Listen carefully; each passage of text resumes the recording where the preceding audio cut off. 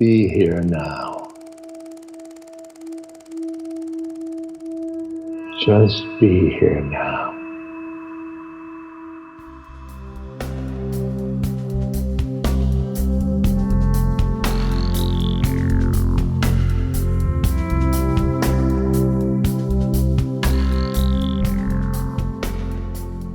Hey everyone, it's Mindrolling. I'm Raghu, and back with a new edition with a very old friend, as well as my son Noah, who requested us to do a podcast with Jack Kornfield. Jack, so happy to have you here. Thanks for coming. I'm very happy to join. So Noah and I have been doing some podcasts over the last couple of years, because Noah is working. He does, one of the things he does for us is show notes for each of the podcasts, the ones he gets. We got a lot of them now. And so at first he was quite struck by someone you know quite well, Jack, Joseph Goldstein. And so that gave him the idea, gee, I wonder if I could ask Joseph a couple of things.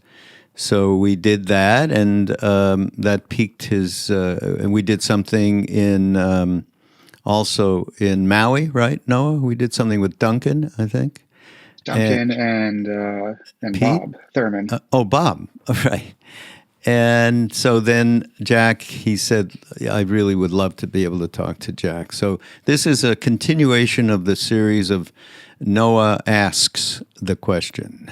Basically, what's on Noah's mind? Yeah, which can be complex. Yeah. As I was writing out that list of questions, actually, I read through it again. I'm like, wow, maybe I just need to go see a therapist or something. But that's why we have better health, right? Yeah, well, Jack has acted in that stead oft times over the last many, many years. I know that. So here we are, and I'm going to let you rip here with your first query to Jack. Well, first of all, Jack, I don't get this opportunity, so I wanted to start by saying thank you. Just thank you for your presence, and I don't know. I feel like you've got a lot of that same loving awareness that Ram Dass always talked about, and so I just feel that with you, and I needed to say that before we get any further into this. Thank you, Noah. Yeah, he's one of my great inspirations and role models. I want to be more like Ram Dass when I grow up. I think you're doing a pretty good job. If I grow up, or if I can grow up. Yeah, those things. Oh, let me say something too, because Jack, as far as I'm concerned, needs no introduction. But let me just say, we've had quite a run we did with Ram Dass being in Maui, and Jack spent a lot of time with Ram Dass along with his wife Trudy, and I would be there oftentimes as well, and we just spent glorious times with Ram Dass, and the family that Jack represents, which goes over all the way back to when the earliest days in the early 70s and Naropa and all of that. And then in the ensuing last couple of years, to have this family as a landing place after Ram Dass left has been so extraordinarily important for us and for everybody who joins us in satsang sangha. So aside from Jack's incredible teaching career, his life as a monk, the intersection of so many different themes that Jack has worked on over the ages is quite phenomenal. But it's the family that we became part of together that is so important to me. Yeah, thank you. I got to be friends with Ram Dass in 1972, 50 years ago. So we've had a long, great ride as a whole community in Sangha and Satsang. So thank you. Yes. Go ahead, Noah. Okay, so speaking of, great beings and with great loving awareness, we just had someone very recently who left his body Thich Nhat Hanh. Yes. And I was wondering if you just had any stories to share about him, any teachings that really got to you, anything like that. Well, one of Thich Nhat Hanh's remarkable gifts, and there were many, was his ability to take what are profound and sometimes also complex Buddhist teachings and make them transparent and available to everyone. So, for example, he took the cycle of dependent origination, paticca samuppada, which is quite central in Buddhist philosophy and psychology. He changed the language to interdependence, and he talked about how we interbe with a tree and a cloud, and how every sandwich we eat has the wheat from Saskatchewan and the farmer who drove the tractor and his wife who made the lunch for him that day, and the earthworms in the rain. And he taught us these profound teachings in an immediate and poetic way. And his work and his kind of deep and consciousness and vision enabled him to live in the paradox of multiple realities with a kind of grace. And the last time I saw Thich Nhat Hanh was after his major stroke. So that was about 5 years ago, maybe 2018 or so forth. And he had been in a hospital in France. He was unable to speak and could only move one arm a bit. He was really quite disabled, much more so than Ram Dass even. And he'd been brought to San Francisco for half a year of rehab and medical treatment, and was staying in a beautiful home that was offered with a group of monks and nuns. And every morning they would do a Zen meditation practice. So Trudy and I got up very early, 5 or 5:30 one morning, and went in where he had been before to be with him, knowing he was about to return to France and then hopefully to Vietnam. We all sat together in silence, as one does as good Zen students, with our hands in the little mudra and, upright. And Thich Nhat Hanh was brought in a wheelchair, and there was a place for him in the circle. So we sat together. And at the end, the bell was rung. We might have done a little bit of chanting. And then he gazed around the circle, even though he couldn't speak. And Trudy, my beloved, my wife and wonderful teacher, colleague, all these things, described it this way. She said it was as if he was gazing with two different eyes. One of them was the eye open to eternity, emptiness, vastness, beyond this body. As Thich Nhat Hanh said, if someone tells you, I've died, don't believe them. I have not. I'm there in your thoughts and in your steps and in everything that I've touched and in this whole world. And you could see that there was a kind of luminous transcendence. And with the other eye, he went around the room one at a time, even raising his hand at some point, to see all of us who were there, many who'd been taking care of him, a handful of folks and some other colleagues. And he gazed at each one of us to recognize and respect and honor in the most intimate and immediate way.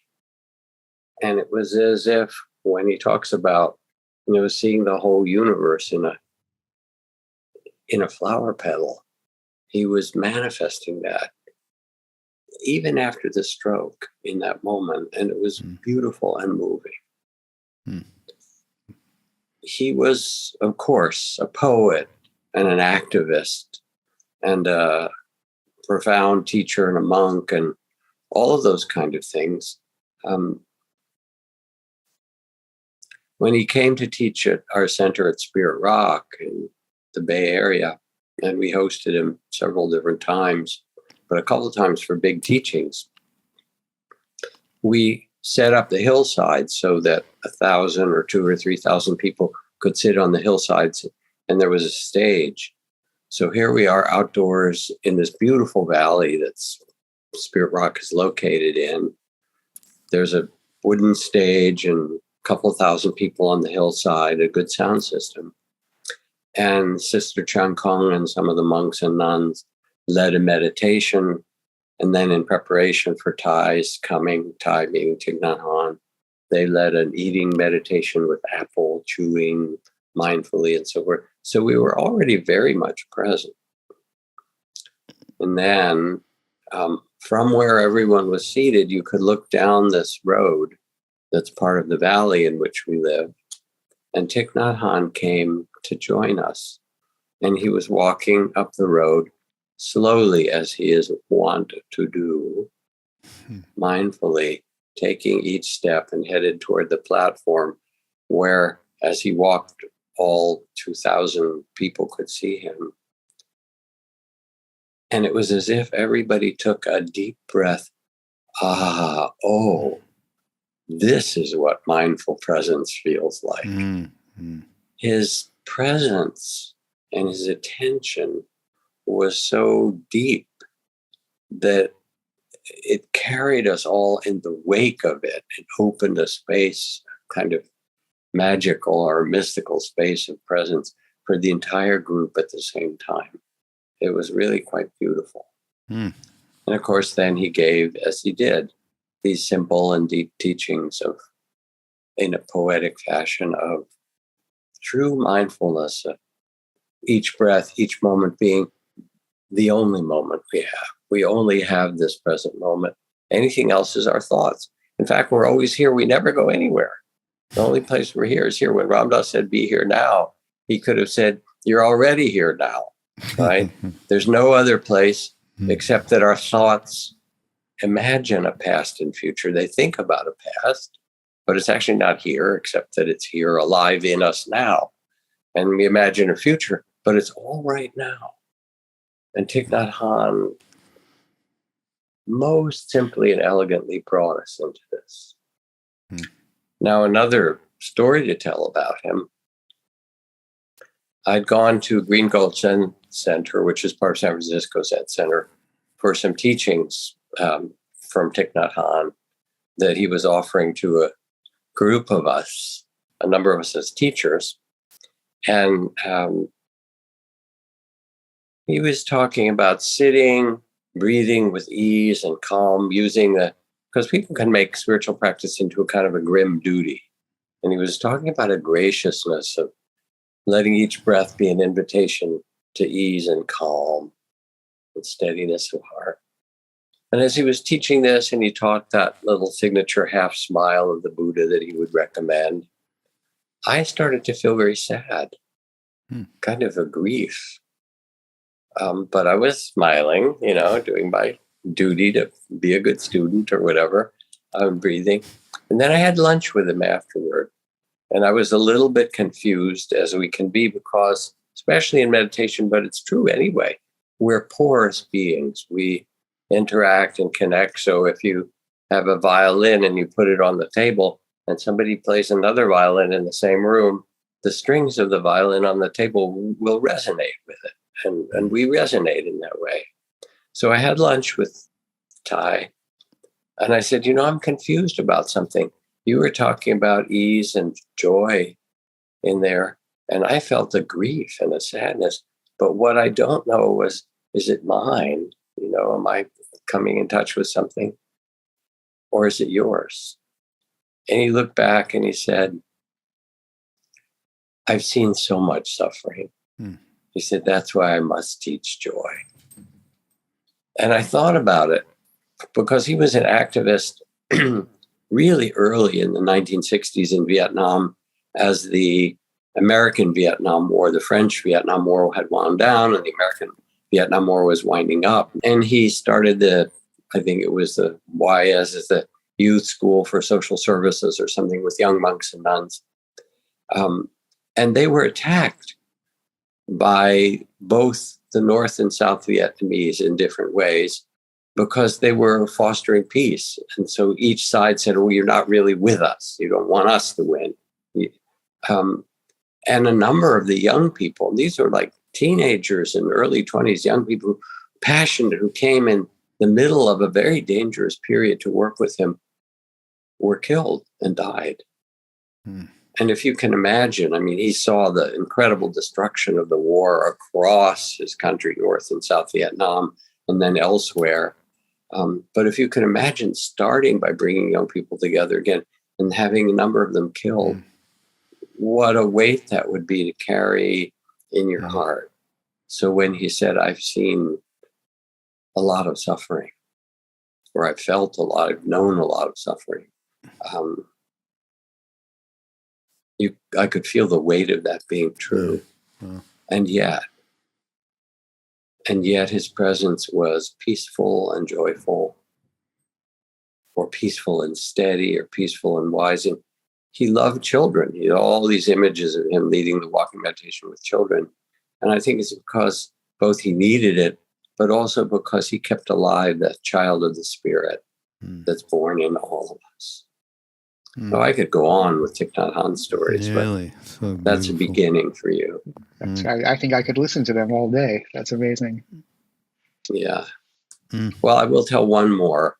I was teaching at a big conference for a couple thousand people or more at UCLA together with Thich Nhat Hanh on Eastern and Western psychology. And partway through the day, we were supposed to be doing a walking meditation between the sessions that we offered. And it was during a weekend that the US was preparing to, I think, bomb Iraq or somewhere. I mean, we're always bombing somewhere. We're a warlike nation, I'm sorry to say, and careening from one war to another, as we are making this podcast, as we hear all the preparations for some conflict over Ukraine, but the ongoing conflict elsewhere, so many places. And a number of us had, as a part of a protest, had on black armbands to protest the American bombing. And I said, Ty, when we all go out to do our walking, let's pass out armbands for everybody else so that we can do this also as a walk to raise our voices against the escalation of war. And he said, no. He said, no. He said, when we walk, we just walk. When we become the peace that the world needs, not by protesting about anything. We become that which we can be. And it was a beautiful moment. He stepped back from, even though he was an activist in all these ways, but in the seat of the Dharma teacher, he said, no, there's something deeper than taking sides in anything. And it was very moving. Anyway, I could go on, but that's enough Thich Nhat Hanh to whet your appetite. Yeah, really wonderful. I mean, I was just I was watching the interview he did with Ram Dass that I think was recorded in 1995 or so, and yeah, they were starting to talk about anger and about social action, and God, I pulled some quote from there quickly. The energy of anger may be a source of energy, but when you use anger as energy, there may be danger, because when you're angry, you're not lucid. I just thought that's so great. Who said that? Thich Nhat Hanh? Thich Nhat Hanh said it to Ram Dass. Yeah. Oh, really? Anyway, that whole interview is out on YouTube there. Everybody should go check that out. Yeah, it's lovely. Okay. Okay, so moving on to my next topic in my grab bag is a good one. Intuition is something you and I discuss fairly regularly, Raghu. So, Jack, I just wanted to start by getting some framework on intuition. How would you define it? Well, you're asking about it. I'm sorry to turn it back, but what makes you ask? What makes me ask? It's something. It's a subject that I want to write about somehow, and I can't get my hooks in it. Why do you want to write about it? What makes you want to write about it? Well, it's a subject that Ram Dass has talked about at times before, and I want to. Part of what I do for the foundation is I do some articles based around different concepts that come up in the teachings, and it's one that I haven't been able to get my hooks into really. I feel like it's I don't know, maybe a bit of a nebulous topic. It's a little hard to just say, okay, this is intuition and go off and follow your heart kind of deal. I don't know. Well, can I say one thing? Please. Ram Dass did use one analogy that made the most sense to me. The Quaker, the small voice within, the small quiet voice within, I can't remember exactly, but that voice that is really deeply behind the judging mind and the polarized mind, and being in it is being in an ocean without ripples, and a place from which one can really, I think mindfulness at that point is much more transformational for people. Mindfulness with judgments and all of that, as we know, coming from your head and your ego, is not really going to be very useful.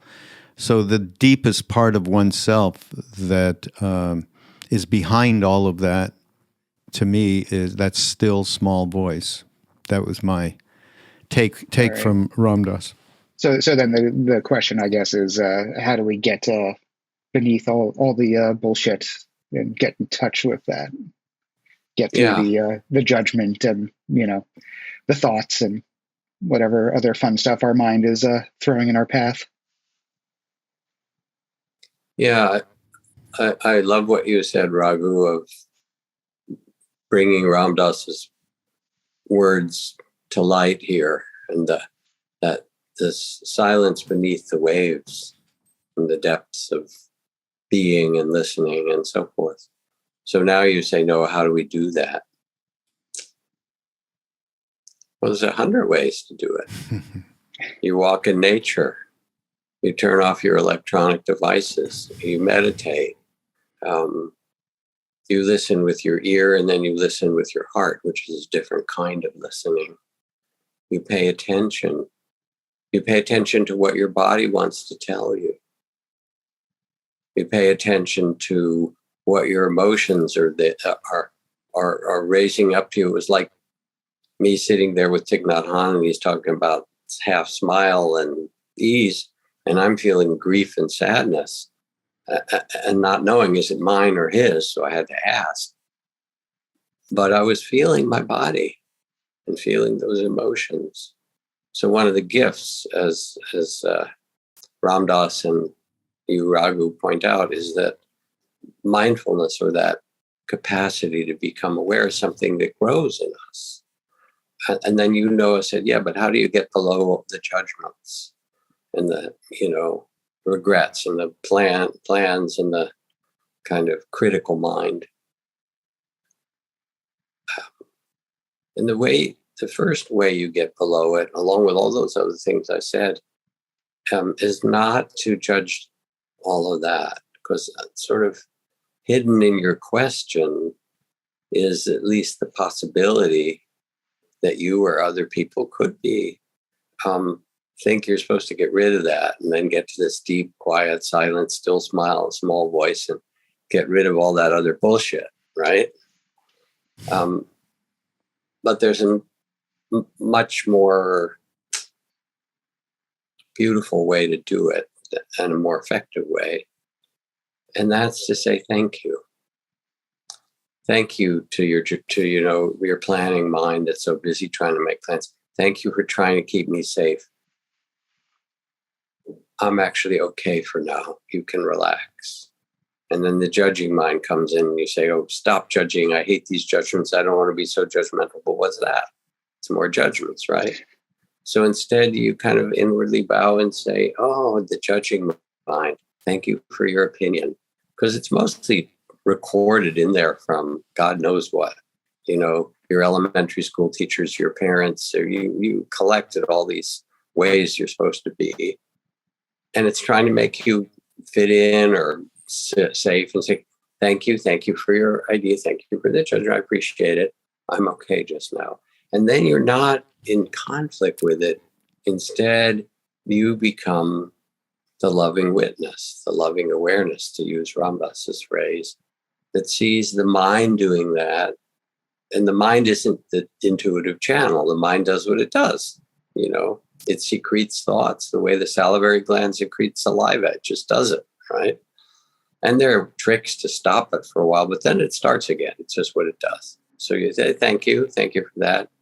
Now let me take a few quiet breaths. Let me go on, walk out in the yard or stand under a tree or find a quiet spot or settle down and listen to what my body wants to tell me or listen to what my heart has to say. And one of the really beautiful things is that when you ask, your heart will answer. If I were to say to you, Noah, what's one of the struggles you're having right now in your life? One of the kind of problems that you're trying to solve or work with? And we could actually do it, or you could just play along for a moment and say, all right, it would be this or that or something. And I would say, close your eyes. Name that struggle. You don't have to go in a lot of detail. You could say family, work, plans. Give me a word. Self-judgment. Self-judgment. So close your eyes. Right? And you feel all that struggle with self-judgment. And then I'm just going to ask you a couple of simple questions. Take a couple long breaths so you're quiet. Relax a little bit. Just 2 long breaths. And tune in as you breathe out the second breath to your heart. And then what does your heart already know? Keep your eyes closed. What does your heart already know about how to approach all these judgments? What does it tell you? Yeah, that I need to relax. So it tells you need to relax. Do you want to ask it anything else? Yeah, how do I do that? Okay, and see what it says. Yeah, not getting a response on that one. Well, no, hang in there for a minute. So it tells you to relax. Ask your heart, what is one good way that helps me with this kind of relaxing? And see what it says. Letting go. Mm-hmm. And ask it one more.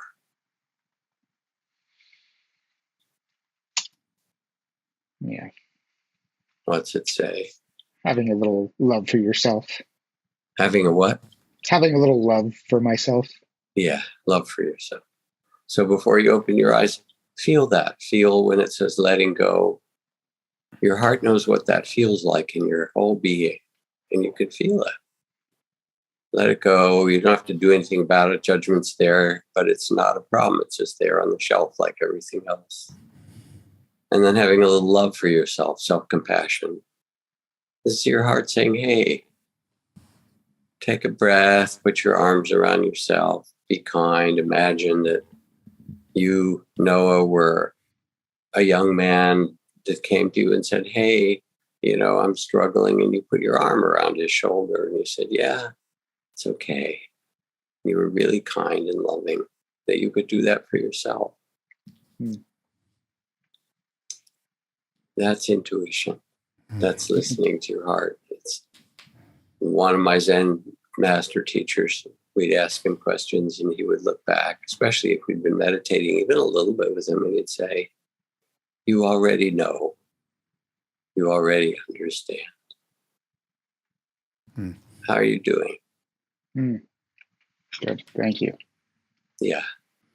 This is a little bit crazy, but I happened to be looking through before we got on. Oh, wait, aren't you the source of all his judgments? Aren't you? Well, I mean, what are you going to do? Jesus, I forgot. Oh, We forgot is Now right. we know who recorded all those in there. Oh, Yeah. okay. But you know what? Guilt. He's fine. He's a good boy, and you are a fabulous dad. So anyway, go ahead. Oh, I was just looking at this book, Ram Dass's Words of Wisdom book that just came out. It has all these beautiful words of wisdom and aphorisms from him sectioned off. It's a lovely book, everybody out there. Anyhow, I just opened it just for nothing sake. And it was a chapter, Living in Loving Awareness. And the little quote, "I myself stand in need of the arms of my own kindness," which you just said. I mean, right? I myself. Yeah. Beautiful. Yeah. Beautiful. Really lovely. Next. So yeah, I was going to ask a follow-up question, if it was possible for our intuition to ever lead us astray, but I don't know. After going through that exercise, I'm not sure that it really is possible if we're actually in tune with our heart. We're human beings. We can be led astray by anything. It's just part of being human. And then we course correct. It's like riding a bicycle. You fall off on one side. Hopefully you notice it before you crash really badly. But I wouldn't say intuition can lead us astray. We can lead ourselves astray, and the culture can lead us astray, and so forth. But the beautiful thing is that we can't really be taken away from our original humanity and our original goodness. We can lose it. We can, be completely lost, as some people are. But somewhere deep down in there still is that child of the spirit that was born into that body, no matter what trauma and what fear and pain gets enacted and how terrible they have, the terrible things they've done. Underneath, there's consciousness. And in its true state, consciousness is who we are, and it's pure. So we can get led astray, and the whole spiritual path somehow is to remember, that's not who we are. That's not really our true nature. I'd like to add, without this sounding or being in any way a should-do thing, but in terms of finding that still small, quiet place inside ourselves, I think we all have had it at one time or another, an ineffable experience through one means or another, and that is giving us good cause to keep searching further inside ourselves. And then that yearning creates, what are the things we can do? And as Jack, you listed a number of different things.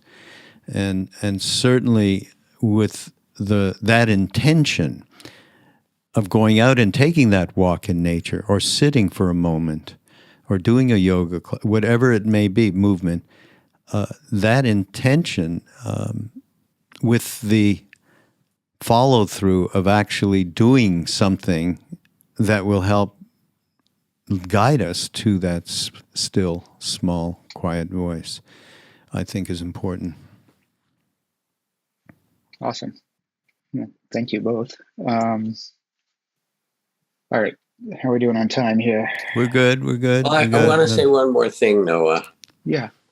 Because we're kind of talking about the mechanics of intuition in a way and how you open to it. We live in a culture which doesn't it doesn't honor or value intuition too much. It values the analytic. It values where are you going? How are you going to succeed? How do you measure it? And I live in the Bay Area near Silicon Valley, where that's the question. How do you measure, for anything? What's the analytics on your... So like anything that matters to the heart, we can dedicate ourselves to listening, to intuition.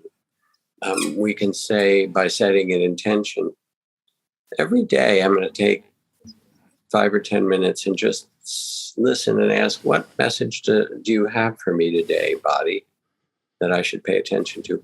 What message do you have for me today, dear heart, that you want me to listen to? And then when you have to make choices as you go through the day or through life, big choices, should I go there? Should I not? Should I be with this person? And so forth. To get in the habit's the wrong word. To have that invitation of that spirit to say, oh, let me pause. We'll call it the sacred pause. Only 2 breaths, 3 breaths. Let me pause and ask, well, what does my intuition tell me? Along with what everyone else is saying and the ideas and the plans and all my thoughts. So that you become loyal to your intuition rather than to the external voices. And it invites us to live in a different way. Really? Boy, does that sound nice. Very good. Oh my. All right. What was next on my list here? Yeah, so one of the things that's happened for me throughout the course of this pandemic is it's really supercharged my negative thinking in some ways, especially in regards to like always jumping to the worst case scenario. I have a cough, that must mean I have COVID. My mother's not replying to my phone call, something must have happened to her. And this type of negative thinking, I don't know, it's got a big muscle at this point. It's very strong in me. So I'm just trying to, I guess I'm just trying to get some space around that, trying to decondition that muscle. Is that how we'd say it? That's one way to say it. Sure. Yeah. Catastrophizing. Yeah. It's fear. Yeah. I mean, underneath it, the emotion is fear.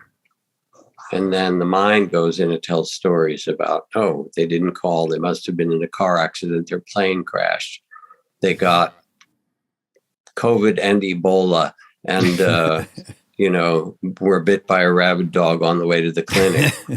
And the mind is fabulous. That's why there's all those great horror movies. We know how to do that, and you get to make them in your head.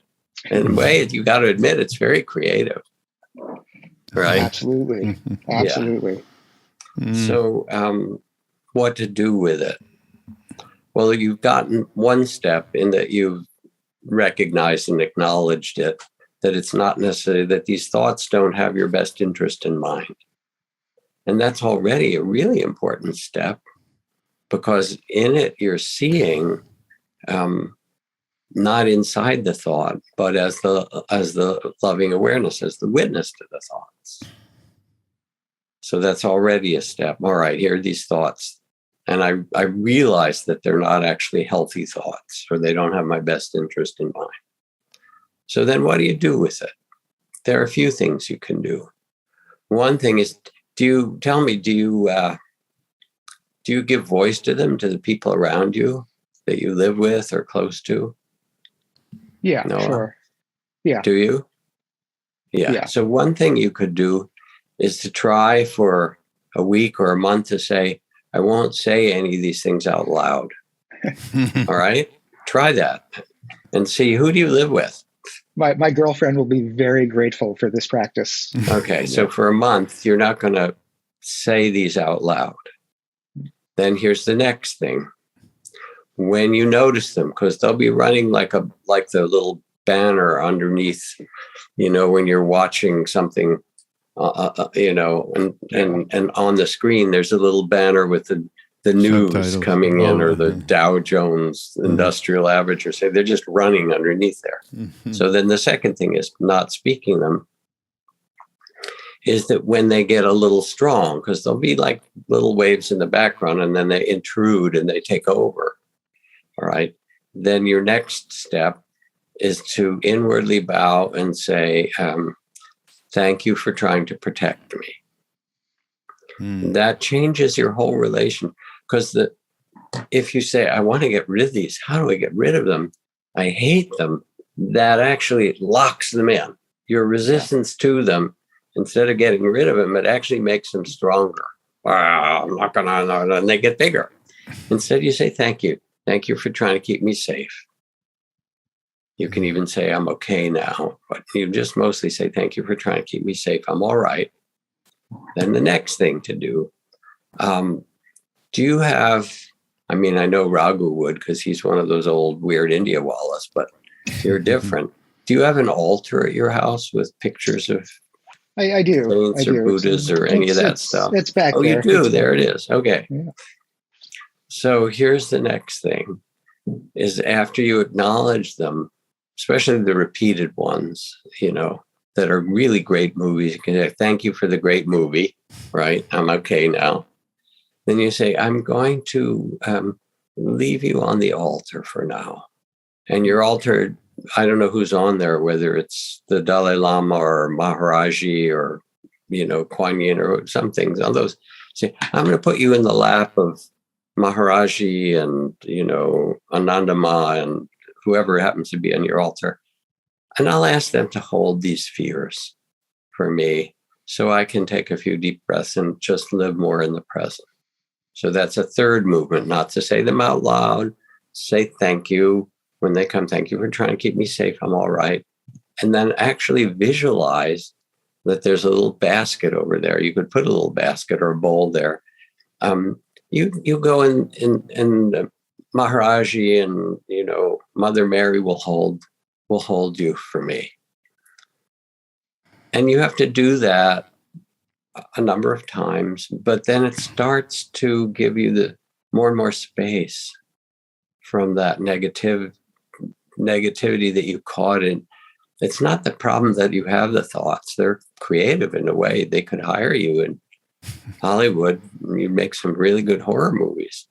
It's not the content. It's the fact that you believe that shit. Yeah. So very convincing. It is. So you say, thank you for a really great, convincing movie. I appreciate you're trying to keep me safe. Thank you. And for telling a great story. And now I'm going to put you in the lap of Maharaji and Mother Mary on the altar. And you visualize putting it in their lap. And you make that your practice for a month, along with not saying it out loud.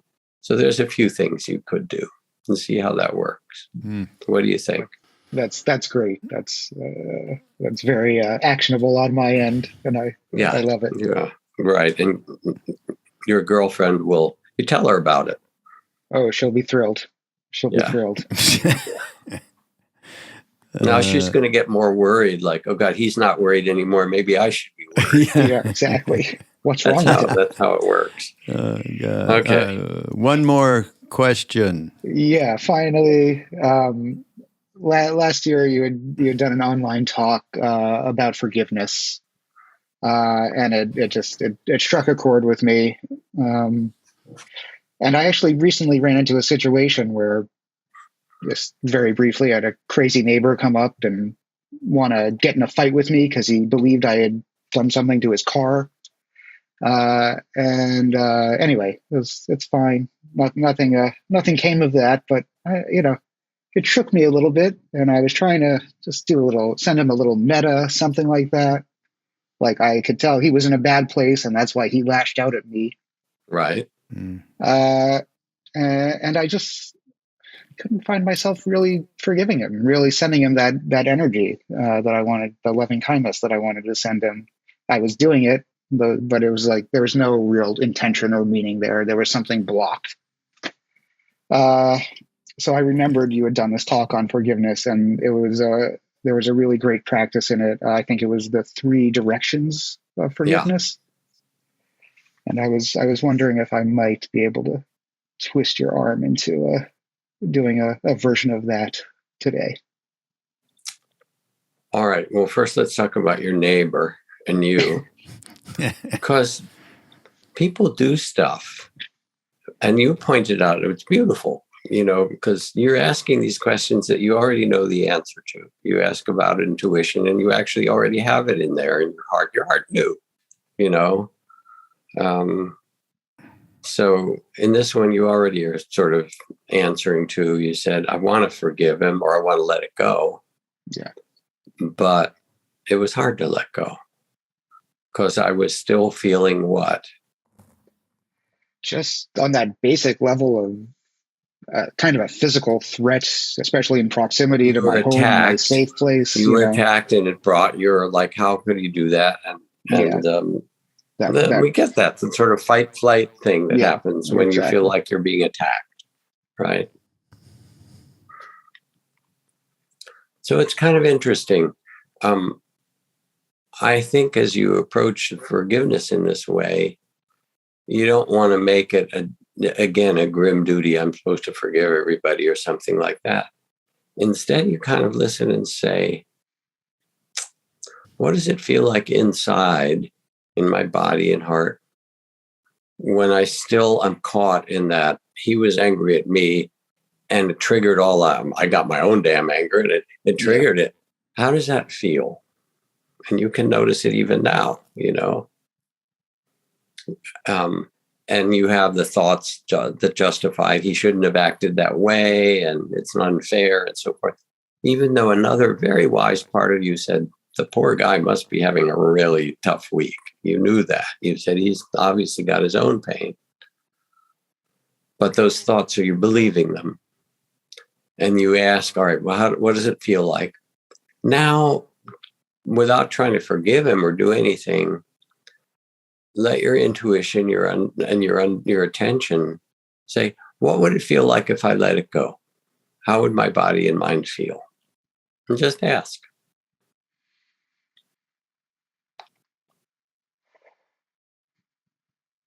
Yeah. Because these things will happen and people don't always do it we want. They get pissy and difficult. How does it feel? If you don't, what would it feel like? Yeah, if I didn't let it go, I'd just be holding on to this tension inside of me. Right, and you can feel that. And what would it feel like if you did let it go?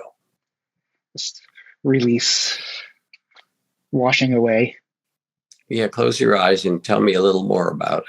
Release and washing away. What's that feel like? Just, that feeling of tension washing out of a muscle that's been straining. Yeah, so stay with it.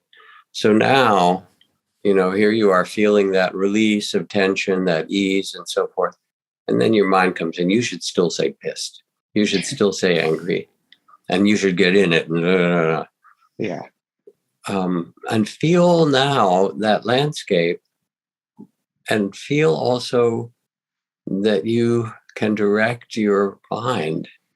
This is one of the first instructions in the Dhammapada in the Buddha's teaching of how do you direct your attention? Do you direct it toward he hurt me and harm me and perpetuate it? Or do you advert and turn your attention to well-being in yourself and others and feel that there's this choice right now because you've got it right in your body? And notice what happens if you say, I think I'll live in this much more pleasant state of letting it pass through, saying, okay, he was having a hard day. I don't have to take it personally. What's that feel like? Oh, so much better. Yeah. So you're not even forgiving him. That's sort of a nice word and a concept. It's actually, this is who it's for. Yeah. It's for Noah. It's not about this poor guy, who may be suffering and causing a lot of havoc and pain to people as well as himself. It's for you. It's like the two ex-prisoners of war that met, 25 years later, that they'd been captives and tortured. And the first one said to the other, well, have you forgiven your captors yet? The second one said, no, never. And the first one said, well, then they still have you captive, don't they? Yeah. So it's really about what's tender and wise and respectful to your own heart and mind and body. And when you slow down a little, you can feel it. And then you actually can choose which direction, what to invite into consciousness. It's a whole practice, and I do a whole preparation for it. So what I'd rather you do is put a link in this podcast, or link this podcast to that teaching, so that if people want it, because it's such a beautiful thing to know that there is a practice of forgiveness that you can do once, twice, several, a half dozen times, and a dozen times, and then gradually you go, oh, as you just did so beautifully, I feel the landscape of this. I know what's possible. And it starts to become more accessible in the way that you live. So I would rather do that so they get the full, perfect. Yeah. That's perfect. Full package of it. Wonderful. We will definitely link to that. Before we go, I had found something else from Ram Dass that is so absolutely in sync with what we've just been talking about. It's from Love is a State of Being. When you see the beloved all around you, everyone is family and everywhere is love. When I allow myself to see the beauty of another being and see the inherent beauty of soul manifesting itself, I feel the quality of love in that being's presence. It doesn't matter what we're doing. We could be talking about cats because we happen to be picking out cat food in the supermarket. Or we could simply be passing each other by on the sidewalk. When you are being love, you extend an environment outward that allows others to act in different, more loving, more peaceful ways than they are used to behaving. Not only does it let them be more loving, but it also encourages them to be so. Gorgeous. Isn't it? Gorgeous. And it reminds me to go full circle of that famous passage from Thich Nhat Hanh, where he said, when the crowded Vietnamese refugee boats met with storms or pirates, if everyone panicked, all would be lost. But if even one person on the boat remained calm and centered and maybe kind, it was enough. It showed the way for everyone to survive. And so again, taking Ram Dass's beautiful words and weaving it back with Thich Nhat Hanh, it's our being, our presence, and our ability, whether you do it in Ram Dass's language, to be love, or in Thich Nhat Hanh's language, to be that still center in which, things are happening around. We're not taking it personally. It's just a play of joy and sorrow and praise and blame and gain and loss and pleasure and pain and happiness and anger and fear. They come and go like waves of the ocean.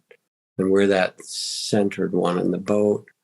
Or we are love, looking at all through the eyes of love and seeing, oh yeah, this is what humanity looks like. And it sure needs a lot of love. And underneath it's who we are. So that's a beautiful passage from Ram Dass. Thank you. Yeah. Boy, do we need all of it in these times. All you need is love. Love. Love is all you need. Dun, dun, dun, dun, dun. Hey, Noah, how are you doing? I'm doing great. Thank you so much. That was really wonderful. I really appreciate you taking the time to talk to me here. It's been very meaningful we're for me. not quite done yet. Think about that guy, your neighbor. How is it right now when you think of him? Totally calm, nothing there, just at ease. Yeah, beautiful. Tension is gone. Yeah. Okay, now I feel done. All right. Thank you all. Thank you, Jack. Everybody, this is Mindrolling on Be Here Now Network. Listen to Jack on his show, podcast on Be Here Now Network. Go to BeHereNowNetwork.com. And love to everybody. We shall see you next week. Thanks, Noah. Thank you, Jack. Thanks, Noah. Thanks, Raghu. Okay, bye-bye. Bye.